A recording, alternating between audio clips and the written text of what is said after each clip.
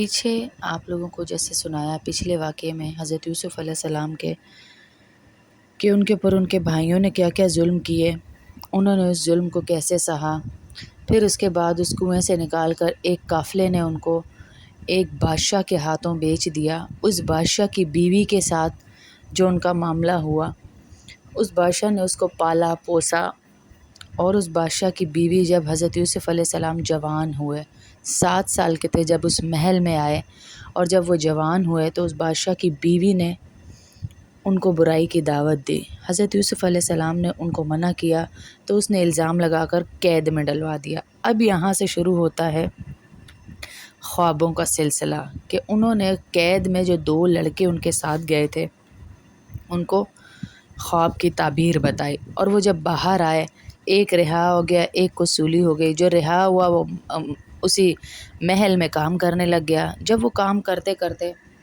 اس نے کام کرنا شروع کیا تو ایک دفعہ اس محل کا جو مالک تھا اس کو خواب آیا، اور اس نے کہا اس پورے دربار میں کوئی ہے ایسا میرے محل میں جو مجھے خواب کی تعبیر بتا سکے؟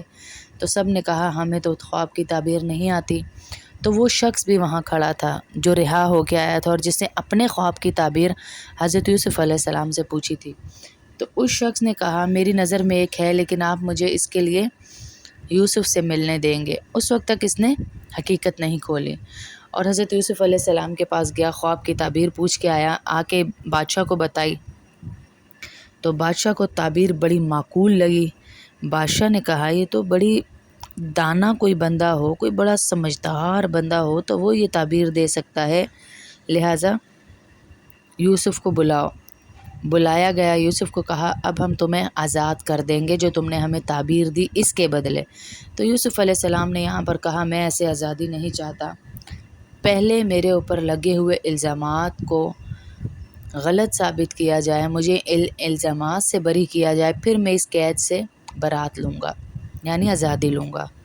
تو انہوں نے بادشاہ سے مطالبہ کیا کہ جو زلیخا کی دوستیں تھیں نا، جن کو زلیخا نے مجھے دیکھنے کے لیے بلایا تھا، آپ کو یاد ہوگا قرآن کی تفسیر میں نے آپ کو پہلے بھی بتایا تھا کہ زلیخا نے ان کے ہاتھوں میں چھری دی اور اس یوسف علیہ السلام کو ایک دم بلایا تو انہوں نے اپنے ہاتھ ہی کاٹ دیے ان حضرت یوسف علیہ السلام کی خوبصورتی کو دیکھ کر۔ اور پھر زلیخا نے وہاں ایک جملہ بولا کہ اب تمہیں پتہ چلا یہ کتنا خوبصورت ہے جو میں نے اس کو برائی کی دعوت دی تھی، میں نے ایسے ہی نہیں دی تھی۔ تو ان عورتوں نے پھر کہا، ان عورتوں کو زلیخا نے کہا اگر یہ میرے ساتھ ایسے نہیں کرے گا جو میں اس کو دعوت دے رہی ہوں برائی کی تو میں اسے جیل میں ڈلوا دوں گی۔ تو ان عورتوں نے کہا مطلب تو نے دعوت دی تھی؟ یہاں وہ مان گئی کہ ہاں میں نے ہی دعوت دی تھی، اب یہ اس کی دوستیں تھی۔ تو حضرت یوسف علیہ السلام نے کہا ان عورتوں کو بلوائیں جو آپ کی بیوی کی دوستیں ہیں، سہیلیاں ہیں، وہ آپ کو بتائیں گی کہ قصوروار کون ہے۔ انہوں نے آ کے اپنے جرم کا اعتراف کر لیا۔ جب انہوں نے کر لیا تو زلیخا کو بھی پتہ چل گیا میرا جرم کھل گیا، تو زلیخا نے بھی اپنے جرم کا اعتراف کر لیا کہ حقیقت یہی ہے کہ میں ہی بہک گئی تھی اور میں نے ہی اس کے حسن کو دیکھ کر اس کو برائی کی دعوت دی تھی، لہٰذا مجھے معاف کر دیا جائے۔ اس نے توبہ کر لی، اس کو معاف کر دیا گیا۔ حضرت یوسف علیہ السلام کو معاون بنا لیا، اس بادشاہ نے اپنا معاون بن گئے اس کے۔ آہستہ آہستہ اس نے یوسف علیہ السلام نے ان کو ایسے ایسے مشورے دیے، ان سے خود عہدہ مانگا کہ مجھے جو ہے آپ اگر سلطنت دے دیں، وزیر خزانچی یعنی یہ جو ہے خزانے کا بنا دے مجھے، تو میں کوئی عہدہ دے دیں خزانے کا، وہ بنا دیں متولی کہ میں اس کی حفاظت کروں تو میں آپ کو مایوس نہیں کروں گا۔ یہ ایک بات یاد رکھیے گا، شریعت میں یہاں خود سے عہدہ مانگنا شرعاً منع ہے، لیکن جب نااہل لوگ ہوں اور ملک جو ہے وہ تباہی کی طرف جا رہا ہو تو وہاں پہ کوئی اہل بندہ جو اس قابل ہو کہ وہ وہاں پر ملک کو بچا سکے تو عہدہ مانگ سکتا ہے۔ پھر ملک کے حکمران بن گئے، اور حکمران بنتے ہی انہوں نے حضرت یوسف علیہ السلام نے بادشاہ کو بھی اسلام کی دعوت دی۔ اس وقت تک وہ بادشاہ بھی مسلمان نہیں تھا تو بادشاہ بھی مسلمان ہو گیا۔ اب حکمرانی آ گئی حضرت یوسف علیہ السلام کے ہاتھ میں، اور حضرت یوسف علیہ السلام کو اللہ رب العزت نے جیسے ہی اس بادشاہ نے بھی اسلام قبول کیا تو اللہ نے ایک ملک پر ان کو قانون نافذ کرنے کے لیے بٹھا دیا جہاں پر وہ اسلام کا بول بالا کر سکتے تھے۔ وہ اللہ تعالیٰ کا قانون انصاف نافذ کرنے کا ذریعہ بن گئے اس پورے ملک کے اوپر۔ یہ کیوں ہوا؟ کیونکہ یقین اللہ کی ذات پر تھا۔ ہاں، یقین۔ اتنا بڑا آزمائشی نظام چلا کر بچپن سے اللہ نے جھنجھوڑنا، ہلانا، نچوڑنا، آزمانا شروع کیا اس وجہ سے کہ ایک بڑا عہدہ ان کو ملنا تھا۔ تو آج جو میری بہنیں آزمائشوں میں نا، سسرال میں بھی تھیں، میکے میں بھی تھیں، بھائیوں کی حکمرانیاں تھیں، وہاں پر ماں باپ کی انہوں نے نہیں سنا بیچاری کا، جہاں چاہا کھونٹا باندھ دیا۔ یعنی ہر طرف سے اگر وہ ظلم میں ہے، شوہر، سسرال، بھائیوں کی طرف سے، تو یاد رکھیے گا اللہ نے اسے بہت بڑا عہدہ دینا، اور بغیر تعلیم کے، بغیر پیسے کے سب کچھ اللہ اسے دے کر دکھائے گا انشاءاللہ۔ اللہ پر یقین رکھیے کہ میرا اللہ ضرور دے گا۔ لہٰذا وہ حکمران بن گئے، ایک ملک کے حکمران بن گئے۔ اب ان کے بھائی آئے ان سے غلہ لینے کے لیے، کیونکہ ملک میں قحط پڑ چکا تھا، پورے ملک میں قحط تھا، تو وہ آئے غلہ لینے کے لیے ان سے، یعنی جو راشن واشن جب دیا جاتا ہے حکومتوں کی طرف سے کم پرائز پہ، تو وہ لینے کے لیے آئے۔ جب وہ لے کر جانے لگے تو انہوں نے کہا ہمارا ایک چھوٹا بھائی بھی ہے بنیامین، 10 بھائی آئے ہوئے ہیں جنہوں نے دھکا دیا ہے، یوسف علیہ السلام کے چہرے پہ نقاب ہے، ان سے سامنا نہیں کر رہے اور ان کو بتانا بھی مناسب نہیں سمجھ رہے کہ میں تمہارا بھائی ہوں۔ یوسف علیہ السلام ان کو پہچان چکے لیکن بتایا نہیں۔ انہوں نے کہا ہمارا ایک بھائی ہے بنیامین، اس کا بھی حصہ دے دیں، اس کو ہمارا باپ ہمارے ساتھ آنے نہیں دیتا۔ انہوں نے کہا کیوں نہیں آنے دیتا؟ کہا وہ ہم پہ، ہمارے ابو اعتبار نہیں کرتے۔ کیوں اعتبار نہیں کرتے؟ بس وہ اس سے محبت بہت کرتے ہیں، اب اندر سے تو نہیں بتا رہے کہ ہم نے تو یوسف کو دھکا دے دیا تھا، یعنی آپ کو، اس لیے ہمارا باپ اعتبار نہیں کرتا۔ تو یوسف علیہ السلام نے کہا اب تو اگر تم اسے اگلی دفعہ نہ لے کر آئے تو تمہارا یہ بھی غلہ نہیں واپس منگا لوں گا، اور جو ہے تمہیں آئندہ سے بھی کوئی چیز نہیں ملے گی یہاں سے۔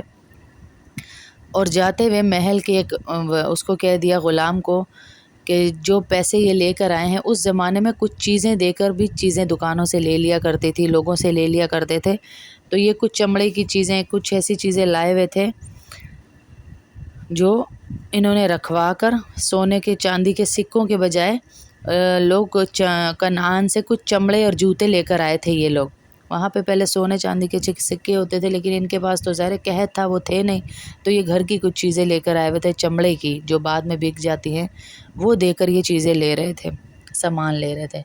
وہ بھی حضرت یوسف نے ان کے اسی میں رکھوا دیا سامان میں۔ غلام کو کہا رکھ دو، لالچی ہیں، اپنے دل میں سوچا، غلام کو نہیں کہا، لالچی ہیں، شاید یہ سامان دیکھ کے میرے بھائی کو لے آئے اور مجھ سے ملوا دیں۔ جب یہ گھر پہنچے انہوں نے دیکھا غلہ بھی ہے بیچ میں، یعنی راشن بھی سارا، اور حضرت یوسف علیہ السلام کے بھائیوں کو اللہ نے لا کر ان کے سامنے کھڑا کر دیا سامنے کھڑا کر دیا لا کر۔ وہ غلہ مانگنے آئے ہیں جنہوں نے کنویں میں پھینک دیا تھا، غلہ مانگا یوسف علیہ السلام سے کہ ہمیں دے دو، ہمارے گھر میں کھانے کو کچھ نہیں۔ یوسف علیہ السلام نے غلہ بھی دیا، اور جو وہ پیسے چیزیں ساتھ لائے تھے لینے کے لیے وہ بھی واپس رکھ دی، اور انہوں نے پھر کہا ہمارا ایک چھوٹا بھائی ہے بنیامین، اس کے لیے بھی دے دو، غلہ مل رہا تھا نا، لالچ اور حسد تو بھرا ہوا تھا اندر، نام پہ اس کے غلہ لے کے کھانے کا ارادہ تھا۔ تو حضرت یوسف علیہ السلام نے کہا اس کو میرے پاس لے کر آنا۔ یہ گھر گئے، اپنے والد کو منایا، والد نہیں مان رہے تھے کیونکہ یوسف علیہ السلام کے بارے میں ان سے دھوکہ کھا چکے ہوئے تھے، پر اللہ کی قسم لے کر یوسف علیہ السلام کے پاس بھیجا بھائی کے ساتھ ان کو۔ وہاں یوسف علیہ السلام نے اس کو اپنے تخت پر بٹھایا اور بتایا میں تیرا بھائی ہوں یوسف، اور ان سے گھبرانے کی تجھے ضرورت نہیں۔ اس نے کہا میں نہیں جاؤں گا۔ یوسف علیہ السلام نے ایک تدبیر چلی اور اس تدبیر کے تحت ان کو وہیں رکھ لیا اپنے پاس اور ان کو واپس بھیج دیا۔ اب یہ سارے بھائی پریشان کہ ہم تو قسم کھا کر آئے تھے، اللہ کے نام پہ عہد لے کر آئے تھے، اب ہم کیا کریں؟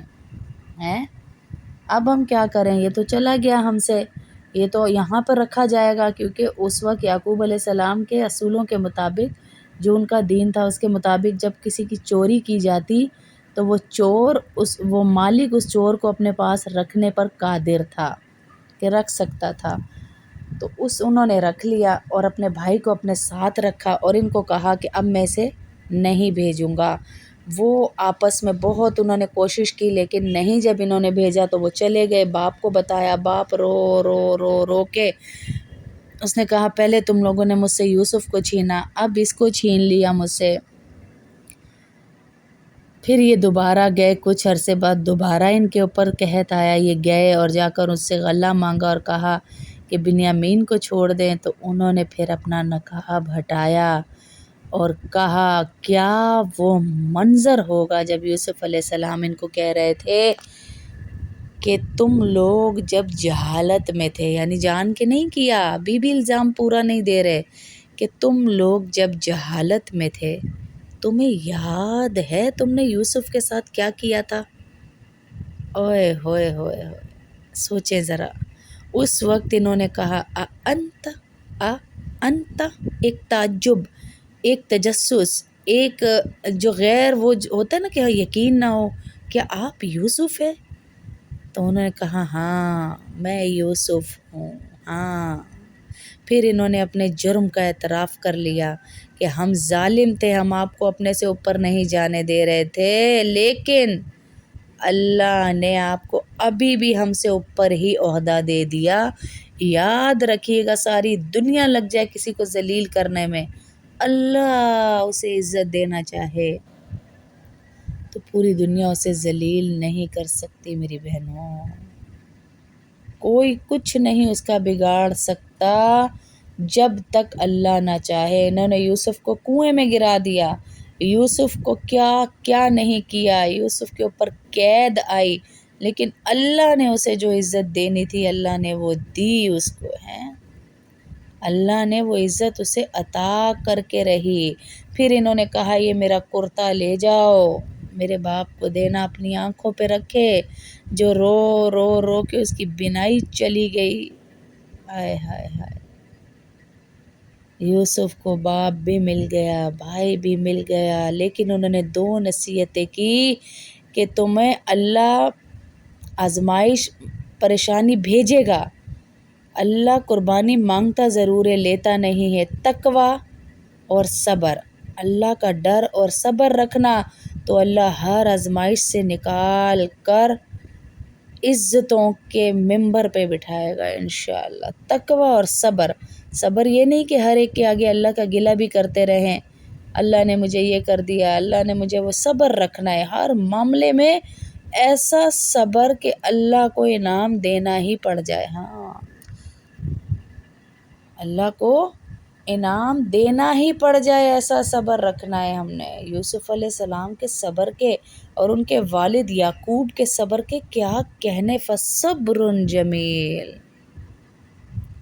ان کا یقین تھا کہ میرا اللہ میرے بیٹوں کو ضرور مجھے ملائے گا، حالانکہ یوسف علیہ السلام 7 سال کی عمر میں وہ جب باپ سے بچھڑے، کہاں گبرو جوان بنا کے، حکمران بنا کے اللہ ان کے ہاتھ میں واپس کریں گے، ہیں گبرو جوان حکمران بن کے وہ واپس آ رہے ہیں، پھر بھی وہ کہہ رہے ہیں یہ سارا میرے اللہ کا احسان ہے، میرا کوئی کمال نہیں ہے اس میں، میرے اللہ کا احسان ہے، میری کوئی اس میں وہ نہیں ہے کہ میں بڑا صابر تھا، میں بڑا یقین والا تھا، نہیں نہیں، میرے اللہ کا احسان ہے۔ یہ ان کی ابدیت تھی، یہ ان کا اللہ کے ساتھ تعلق تھا، اتنی عاجزی تھی۔ آج ہمیں ذرا سا کچھ مل جائے، اب میں ہوں، مجھ جیسا تو بولتا ہی کوئی نہیں، مجھ جیسا تو پڑھتا ہی کوئی نہیں، مجھ جیسا تو دنیا میں ہے ہی کوئی نہیں،